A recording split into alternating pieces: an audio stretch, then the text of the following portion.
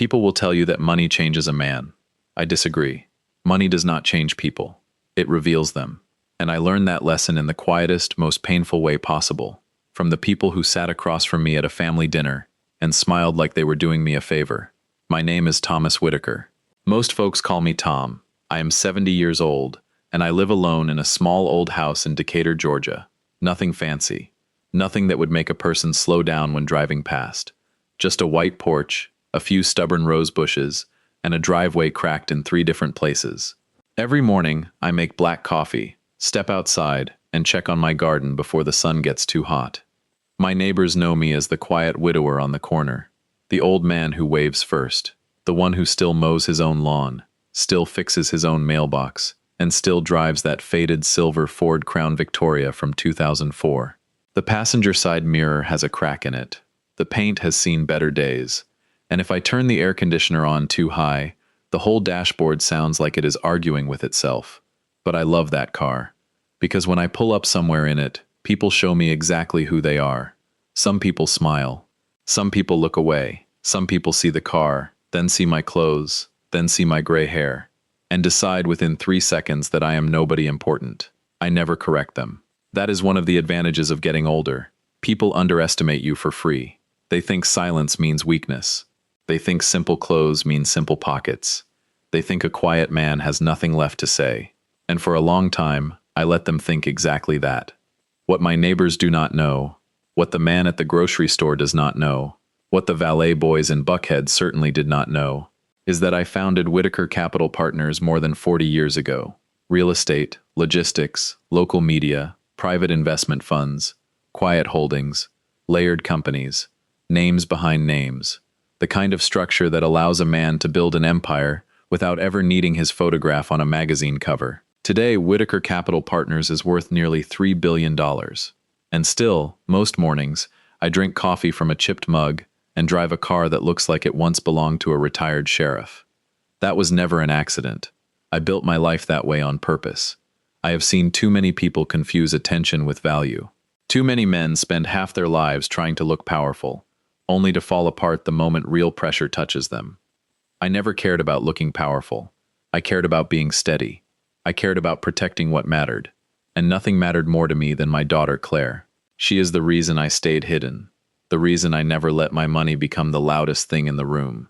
I wanted her to choose her life freely. I wanted her to see me as her father, not as a company, not as a bank account, not as a name people could use. For years that worked. Then Claire married Preston Monroe.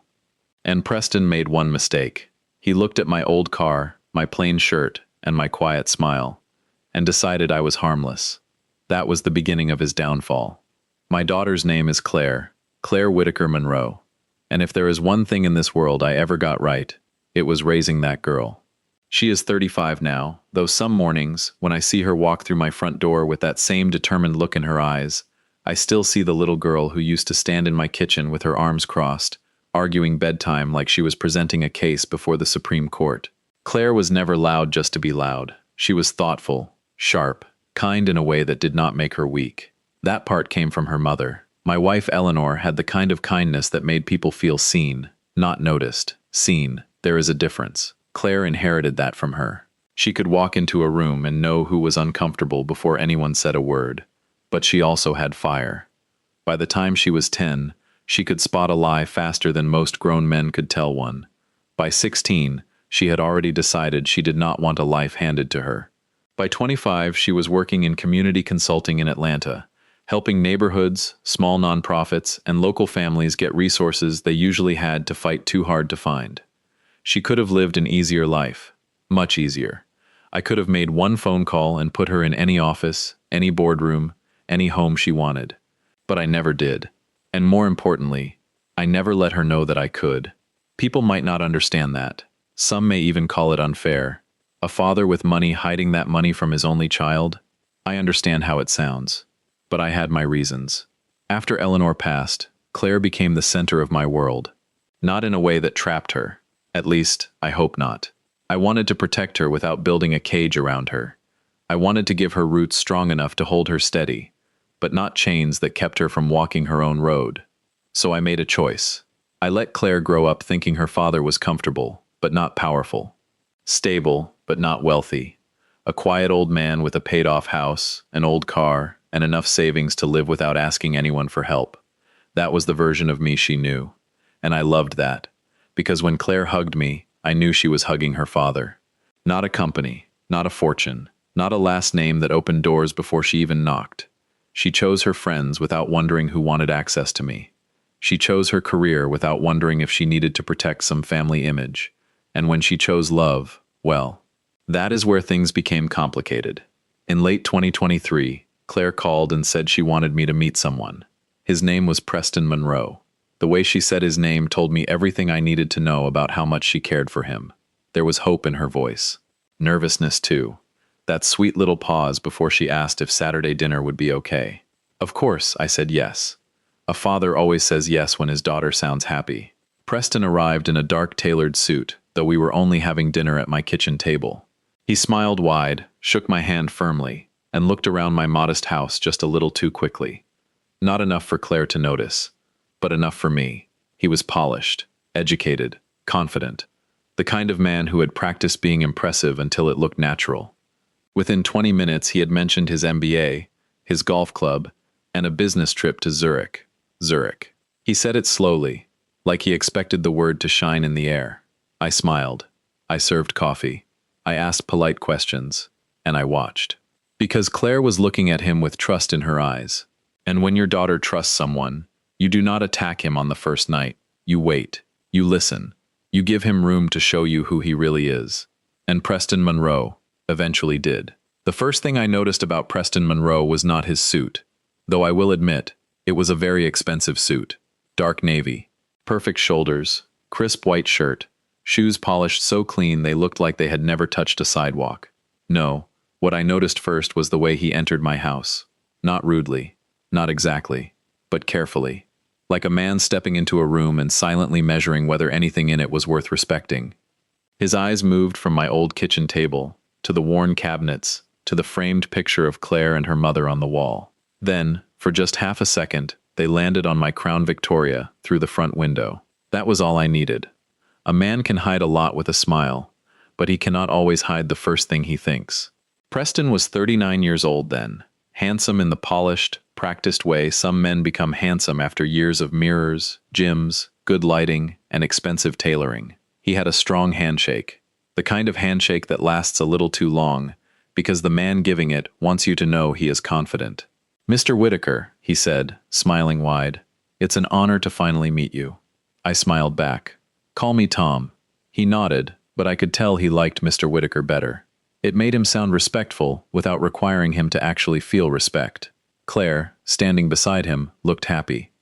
That mattered more to me than anything else. So I made dinner. I poured coffee. I asked questions. And Preston answered every one of them like he was sitting for an interview he expected to win. Within 20 minutes, I knew about his MBA. Within 30, I knew about his private golf club. By dessert, I knew he had recently returned from Zurich. Zurich. He said the word slowly, almost carefully, like it was supposed to hang in the air and impress the furniture. I nodded. "That sounds like quite a trip," I said. "It was," he replied. "The kind of room where real decisions get made." There it was. Real decisions. Men like Preston often believe power only exists in rooms with glass walls, imported coffee, and people wearing watches that cost more than a year of someone else's rent. He did not understand that some of the biggest decisions I had ever made were made at this very kitchen table, in this quiet old house, with black coffee in a chipped mug. But I did not tell him that. Not then. Preston came from the Monroe family in Buckhead. Old name, big house. The kind of family that still spoke about reputation as if it could pay the bills. His father, Richard Monroe, had once been an investment banking executive. Sharp man. Proud man. A little too proud, maybe. His mother, Caroline, had built her entire life around appearing untouched by trouble. Dinner parties, charity committees, old friends with old money. But appearances can be expensive, and the Monroes had been paying for theirs for a long time. I knew more about their finances than Preston would have liked. Quiet debt, failed investments, a lifestyle stretched thin behind polished doors. But Claire did not know that, and Preston certainly did not know what I knew. 6 months after he married my daughter, Preston was appointed CEO of Peachline Freight Systems. He believed it was the great turning point of his life, a clean victory, a reward for talent, a sign that he was becoming exactly the man he had always imagined himself to be. What he did not know was that Peachline belonged to Whitaker Capital Partners, and Whitaker Capital Partners belonged to me. I watched the search process from the shadows. I reviewed the interviews. I read the board notes. I checked the references myself. Preston had skill. I will give him that. He had ambition. He had presence. And for Claire's sake, I wanted to believe there was substance beneath all that shine. So I approved him. I gave him the chair. I gave him the title. I gave him the chance to become something real.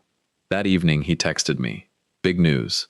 I got the CEO role. Hard work pays off. I looked at the message for a long moment. Then I typed back, "Congratulations, son. Well deserved." And I meant part of it. Because I was still hoping Preston Monroe would prove me wrong. He did not. For a while, I tried to like Preston. I really did. Not because he impressed me. He did not. But because Claire loved him, and when your daughter loves someone, you owe her the patience to see what she sees. So I gave him room. I asked questions. I listened. I invited him to Sunday dinners. I remembered the way he took his coffee. I even laughed at a few of his stories, though most of them ended with Preston being the smartest person in the room. At first, he was careful around me, polite enough, friendly enough, the kind of man who knew how to perform respect when other people were watching. But people cannot perform forever. Sooner or later, the mask slips. With Preston, it happened slowly. A look here, a pause there. The way his eyes would move over my old shirt before he answered me. The way he spoke louder when he mentioned important people, and softer when I talked about my garden. The way he treated waiters, assistants, parking attendants, anyone he believed had nothing to offer him. That told me more than his resume ever could. Still, I stayed quiet. For Claire. Then came Peachline's year-end company party. It was held in a hotel ballroom in Midtown Atlanta. All glass chandeliers, polished floors, and men laughing too loudly with drinks in their hands. Preston had been CEO for several months by then, and he moved through that room like he owned every inch of it. Which was almost funny, because he did not. I stood near the edge of the room in a simple gray jacket, holding a glass of water, watching him work the crowd. A younger executive walked up beside him and asked, "And who's this?" Preston turned toward me. For one brief second, I thought he might introduce me properly. Not as the owner. Of course not. He did not know that. But maybe as Claire's father. Maybe as a man worth a full sentence. Instead, he gave a small smile and said, "That's Tom, Claire's retired dad." That was it. Claire's retired dad. Then he touched my shoulder lightly and turned the conversation back to quarterly growth, expansion strategy, and a new client he wanted everyone to know he had personally landed. I smiled. I nodded. I let the young executive move on, and I filed the moment away. That is something I learned long ago. You do not need to respond to every insult the moment it is handed to you. Some things are better saved, labeled, and placed carefully on a shelf. They may become useful later. But the moment that truly changed things came in early February of 2026. I stopped by Peachline's office to handle a private matter through one of my legal representatives. Nothing dramatic, nothing public. I was dressed the way I always dressed, plain slacks, clean shirt, old coat. To everyone in that building, I was just an elderly visitor, invisible. And invisibility can be very useful. As I passed the executive floor, I heard Preston's voice coming from around the corner.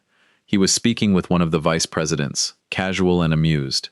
I stopped, not because I meant to listen, but because I heard my name. "Tom," Preston said, and then he laughed softly. "He's harmless. Just the old man from Decatur who drives that police-looking car." The vice president chuckled.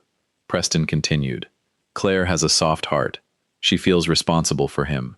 You know how family can be." I stood there for a moment, perfectly still. Not hurt, not surprised, just still, because there it was. Not a misunderstanding. Not a careless introduction at a party. The truth. That was how Preston saw me. A burden, a joke. A harmless old man attached to the woman he married. I looked down the hallway, adjusted my coat, and walked back the way I came. I did not confront him.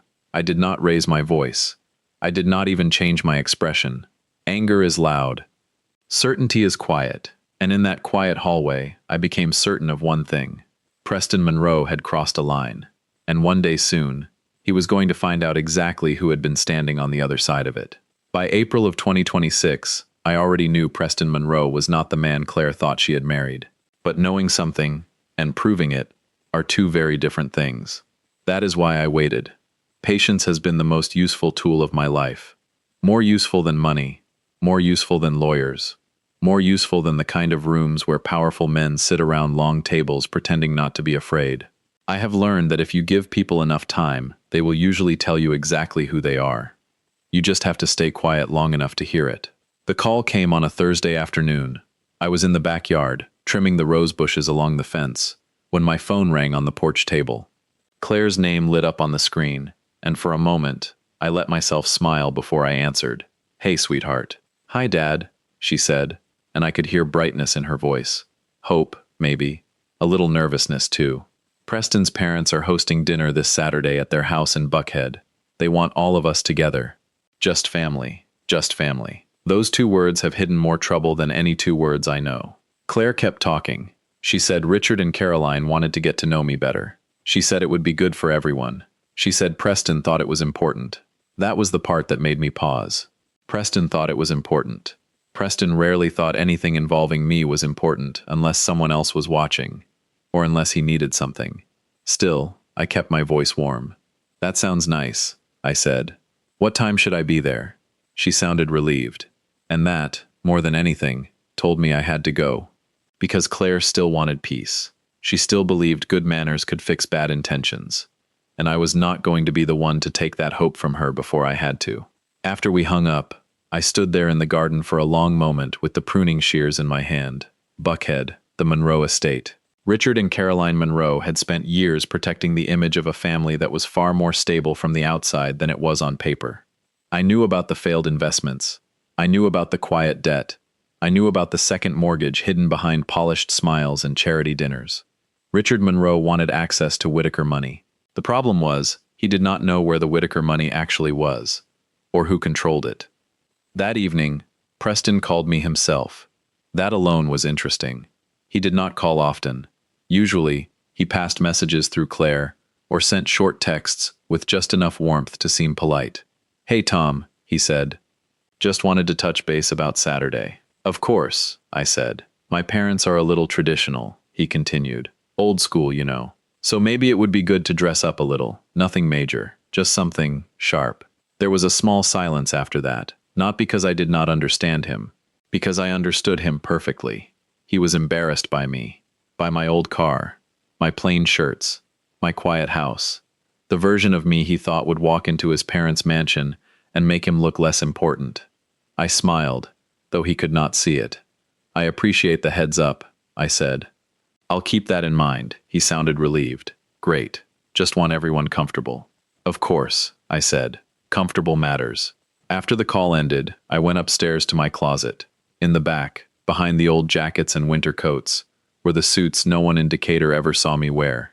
Charcoal, navy, custom-tailored, the kind of clothing Preston would have respected immediately if he had seen the label. I looked at them for a moment, then I reached past every one of them. I pulled out a clean light blue button-down shirt, plain slacks, and my old brown shoes. I polished the shoes carefully at the kitchen table, the same way my father taught me when I was a boy. Then I laid everything out for Saturday. Not because I had nothing better, because I wanted Preston and his parents to believe I had nothing better. The next morning, I walked out to the driveway and rested my hand on the roof of my faded Crown Victoria. "Well," I said softly, "looks like we're going to Buckhead." The old car sat there quietly, cracked mirror and all. Perfect. Because that dinner was not a family gathering, it was a test. And I had a feeling the Monroe family was about to fail it beautifully. Saturday arrived quietly. That is how important days usually come. No thunder, no warning, no music playing in the background. Just a gray Georgia evening, a clean shirt laid across my bed, and my old Crown Victoria waiting in the driveway like it had been invited too. I dressed slowly. Light blue button-down, plain slacks, brown shoes, polished but still old enough to tell the truth. I stood in front of the hallway mirror for a moment and looked at myself. 70 years old, gray hair, Simple clothes. Nothing about me said wealth. Nothing about me said power. Perfect. I picked up my keys, locked the front door, and walked to the car. The Crown Vic started on the second try, grumbling like it disagreed with the entire idea of Buckhead. I know, I said, patting the steering wheel. But we won't be long. The drive from Decatur to Buckhead gave me time to think. Not about Preston. Not really. I had already thought enough about him. I thought about Claire. About how badly she wanted this dinner to go well. About how she still believed families could sit at the same table, pass bread, share stories, and somehow become kinder by the end of the evening. I loved that about her, and I hated that people like the Monroes knew how to use it.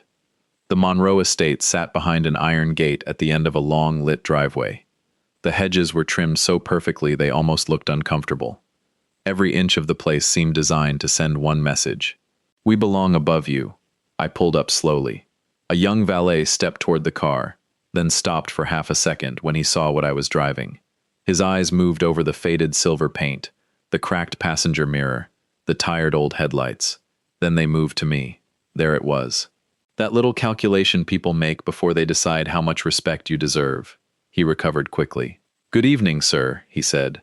"I can take the car." "Thank you," I told him, handing over the keys. "She pulls a little to the left.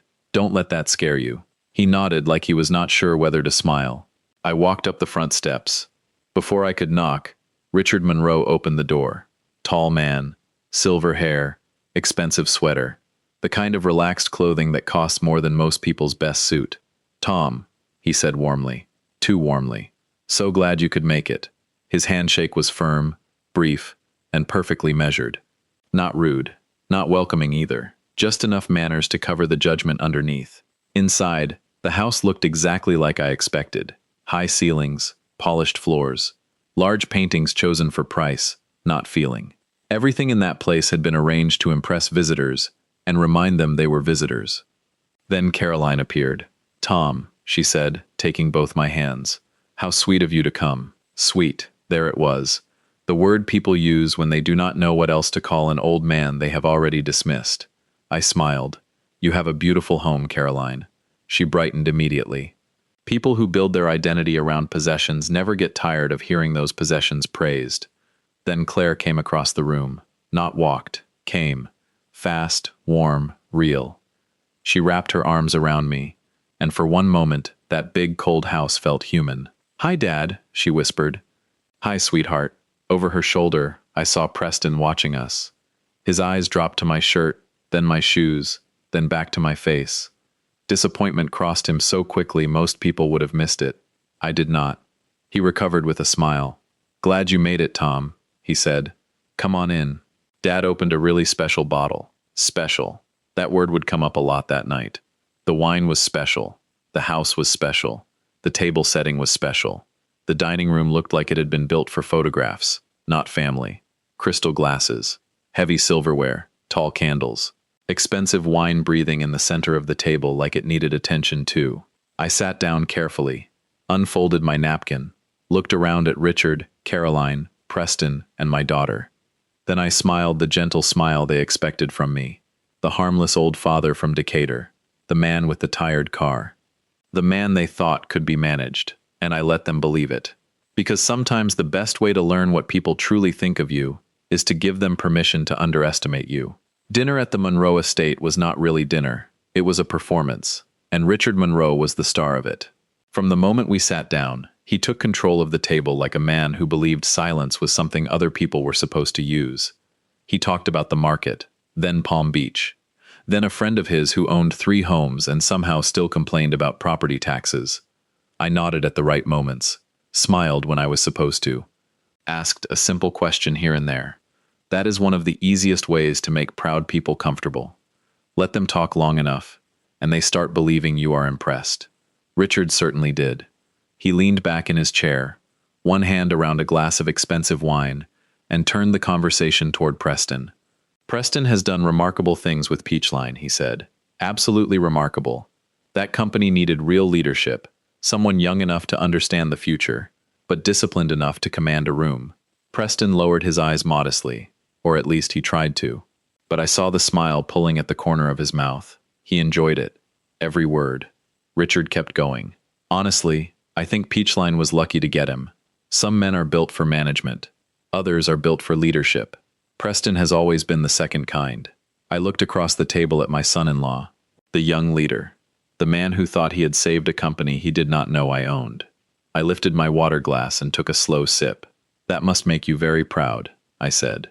Richard smiled like I had finally understood something. Oh, it does. Caroline sat beside him, perfectly dressed, perfectly still, with the kind of smile that never reached her eyes. Then she turned toward Claire. And Claire, she said, you must feel very lucky. A husband who provides so well is a blessing. Not every woman has that kind of security. The room changed. Not loudly, not enough for a stranger to notice, but I noticed. Claire's fingers tightened around her fork, just slightly. Her shoulders stayed straight, but her eyes shifted down for half a second. That comment had touched something, and not gently. Claire had worked for everything she had. She had built her career without my help, without Preston's help, without anyone carrying her name into a room before she arrived. She had spent years helping families who had to fight for basic resources. She was not a decoration beside some ambitious man. She was not a woman waiting to be provided for. She was my daughter, and for a moment, I wondered if she would let it pass. Then Claire looked up, calmly, politely, but with steel in her voice. I'm proud of my work too, Caroline, she said, and I've never thought of marriage as one person providing while the other one just receives. Preston and I are partners. The table went quiet, just for a breath. Richard looked down at his plate. Preston shifted in his chair. Caroline's smile froze, then returned a little brighter than before. Oh, of course, she said with a soft laugh. That's not what I meant, dear. But it was exactly what she meant, and everyone at that table knew it. I looked at Claire then, really looked at her. She was hurt, but she was not blind. That mattered. She saw the tone, the careful little insults, the way they praised Preston by lowering everyone else around him. She saw more than she wanted to admit. But Claire had always believed in peace first. She believed people could be better if you gave them enough grace. That was one of the things I loved most about her, and one of the things people like the Monroes tried to use. So I stayed in my role, the harmless old father, the quiet widower from Decatur. I asked Richard about the wine. I complimented Caroline's table setting. I let Preston explain something about logistics that I had understood before he was born. The more I listened, the more confident they became. They mistook my patience for confusion. They mistook Claire's manners for weakness. And by the time dessert was served, I could feel it coming. The real reason we had been invited. The smile behind the smile. The trap beneath the table. And I knew one thing for certain. They were finally ready to show me what they really wanted. Dessert arrived with perfect timing. That is what I remember most. Not the cake, not the silver forks, not the expensive coffee Caroline insisted was flown in from somewhere special. I remember the timing, because the moment the plates touched the table, Richard Monroe reached down beside his chair and brought out a brown leather folder. He placed it in front of him slowly, carefully, like a man revealing something generous. But I had spent too many years in boardrooms not to recognize a setup when I saw one. The conversation faded. Preston straightened in his chair. Caroline folded her hands beside her dessert plate. Claire looked from Richard to Preston, then back to me. And in that small movement, I saw it. She had not been fully warned. Richard smiled at me. Tom, he said, lowering his voice into that serious tone men use when they want a request to sound like a responsibility. There's something we'd like to discuss as a family. As a family. I kept my face soft. Of course. He tapped the folder with 2 fingers. It concerns Preston and Claire's financial future. Claire's shoulders tightened just slightly. Preston noticed it too, but he did not reach for her hand. He did not explain. He did not comfort her. He looked down at his wine glass. That told me plenty. Richard opened the folder and turned it toward me. Preston has been developing an opportunity, he said. A serious one. His own logistics company based in Savannah. I looked at Preston. He gave me a careful smile. Savannah. The port. Warehouse access. Shipping contracts. A man like Preston would see it as the perfect stage for his next reinvention. Richard continued, warming to his own presentation. The company would lease warehouse space near the port, build a small truck fleet, and target regional shipping contracts. Preston already has investor interest. He has office space nearly secured. A few potential clients are very close. He said all of it as if Preston had discovered fire. I nodded slowly. That sounds ambitious. Preston lifted his chin a little. It is, he said. But the timing is right. I noticed the word he did not use. Risk. Men who want other people to carry the danger rarely use that word. Richard slid the folder closer. The only issue, he said, is collateral. The lender wants something stronger before approving the full amount. There it was. The real reason for the dinner. Not family, not connection, not peace. Collateral. Caroline leaned forward with a soft smile aimed at Claire. It's really just a formality, dear. Claire did not smile back. What kind of collateral? She asked. Richard answered before Preston could. Your future family trust distribution.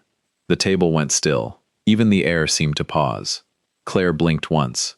My trust? Richard kept his tone gentle, almost fatherly. Only as support for the loan. Nothing reckless, nothing improper. You and Preston are married. His success is your success. Caroline nodded quickly. Exactly. It's all for your shared future.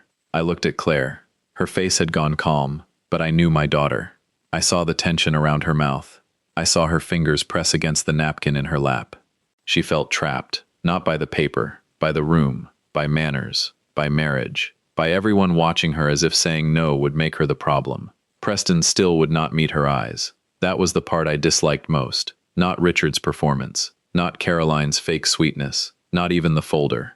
It was Preston sitting there, letting his wife be pressured into backing a dream he had built behind her back. I reached for the folder. No rush, no anger.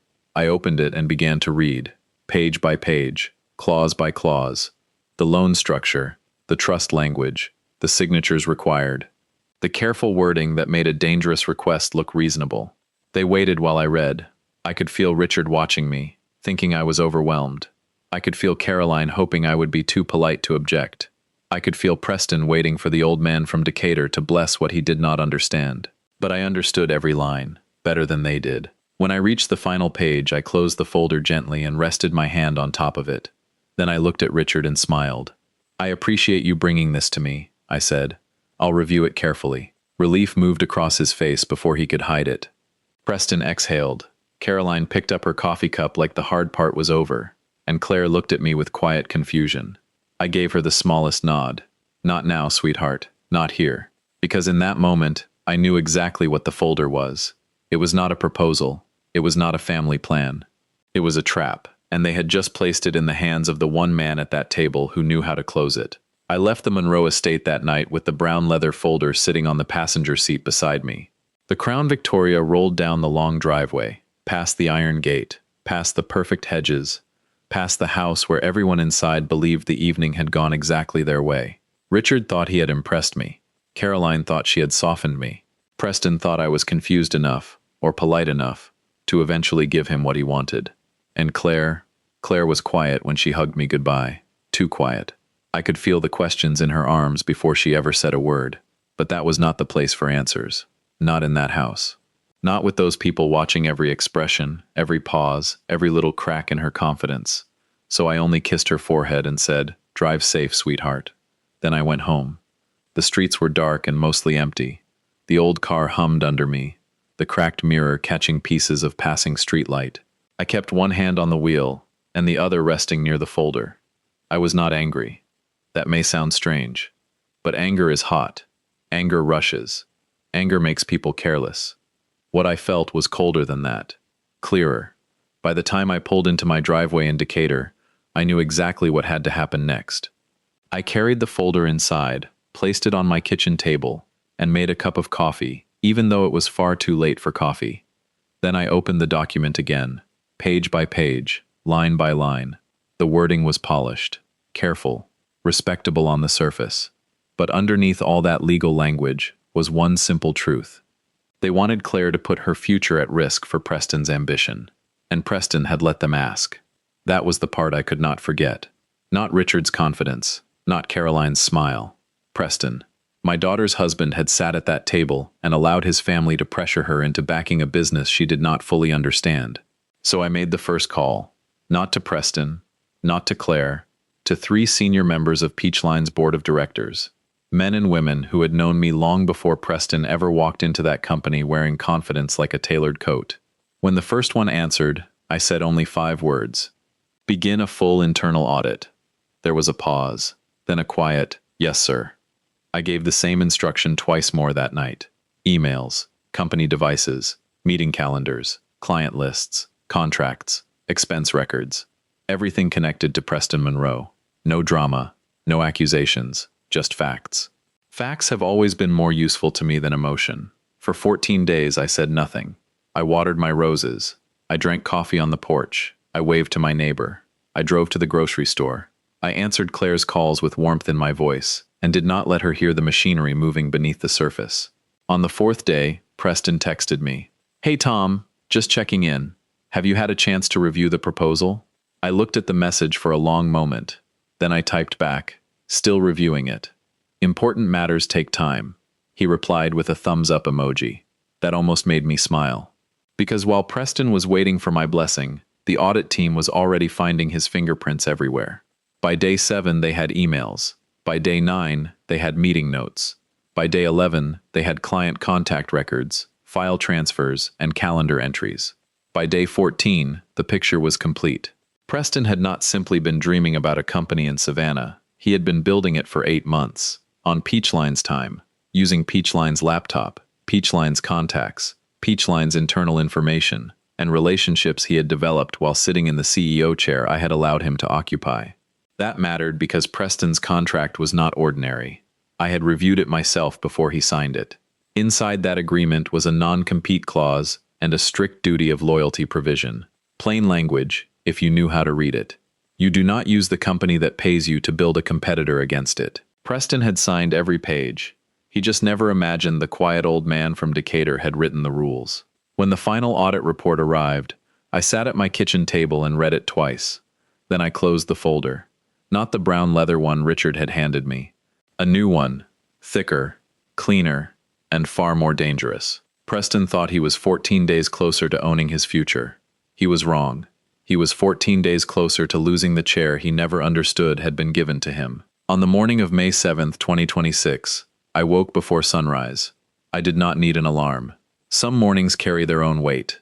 I made coffee, black as always, and sat at my kitchen table while Decatur slowly came awake outside the window. The audit folder sat in front of me. Thick, organized, quiet, just paper. But paper has a way of changing lives when every page tells the truth. I drank half my coffee, then went upstairs to my closet. For years, most people had only seen me in plain shirts, old jackets, and shoes that had already lived a full life. That was the version of me Preston understood, or thought he understood. But in the back of my closet, behind winter coats and old boxes, hung a charcoal gray suit I had not worn in a long time. Custom-tailored, simple, sharp. The kind of suit that did not beg for attention because it had never needed to. I put it on slowly, buttoned the jacket, adjusted the cuffs. Then I looked in the mirror. For the first time in years, the man looking back at me was not just Tom from Decatur. He was Thomas Whitaker, founder of Whitaker Capital Partners, and Preston Monroe was about to meet him. I drove the Crown Victoria to Midtown Atlanta. That old car looked almost funny, rolling between glass office towers and polished black SUVs. But I liked that. There was something honest about it. When I pulled into Peachline Freight Systems, I did not park in visitor parking, not that morning. I turned into the reserved space near the front entrance. The small sign read, Whitaker Capital Partners, reserved. For 3 years, Preston had walked past that space without asking who it belonged to. That had always told me something. Inside, the receptionist stood a little straighter when she saw the board members arriving behind me. Then the legal team. Then 2 senior executives who had known me long before Preston ever sat in the CEO chair. No one raised their voice. No one rushed. That is how real power usually moves. Quietly. We entered the boardroom, and I took the seat at the head of the table. In front of me was the audit file. To my left sat the board. To my right sat legal counsel. And at the far end of the room was an empty chair waiting for Preston. At 9 o'clock sharp, the door opened. Preston walked in with his usual confidence. Dark suit, perfect tie, phone in one hand, that easy smile of a man who believed every room would eventually agree with him.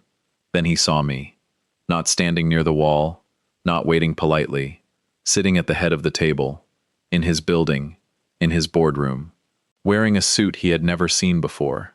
The smile disappeared slowly. I watched understanding move across his face. First confusion, then concern, then the beginning of fear. He looked at the board members, then the lawyers, then the folder in front of me. Finally, his eyes came back to mine. The room was silent. I let the silence stay there. 10 seconds can feel very long when a man is realizing his life has changed. "Sit down, Preston," I said. He sat. I opened the folder. "Peachline Freight Systems belongs to Whitaker Capital Partners," I said. "Whitaker Capital Partners belongs to me." His face went pale. I continued. "You were given an opportunity here, a salary, a title, a reputation. You used all of that to build a competing company with Peachline's resources, Peachline's client relationships, and Peachline's time." I turned one page. "Your contract is very clear. Non-compete, duty of loyalty, confidential information. You signed every line." Preston swallowed.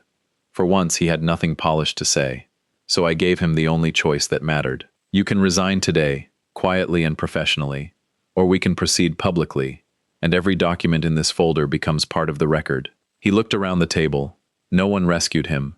No one softened it. Finally, he whispered, "I'll resign." I nodded. "Good." Then I stood, buttoned my jacket, and picked up the second folder. "One more thing," I said. "Claire's trust has been moved into a protected account. Her signature is the only one that matters now. Your family's collateral no longer exists where you thought it did." Preston closed his eyes, and in that moment, I knew he finally understood. He had not been negotiating with a harmless old man. He had been underestimating the owner of the room. I drove back to Decatur in silence. No radio, no phone calls. Just the sound of the Crown Victoria moving through Atlanta traffic like an old horse that still knew the road home. By then, Preston had signed his resignation. The board had what it needed. The lawyers had everything organized. And the Monroe family's little plan for Claire's trust had already fallen apart before they even understood what had happened. From the outside, some people might have called that a victory. Maybe it was. But it did not feel like one. Not yet. Because the person I cared about most had not heard the truth. Claire. I pulled into my driveway and turned off the engine. For a few minutes, I just sat there with both hands resting on the steering wheel. The old car ticked softly as it cooled down.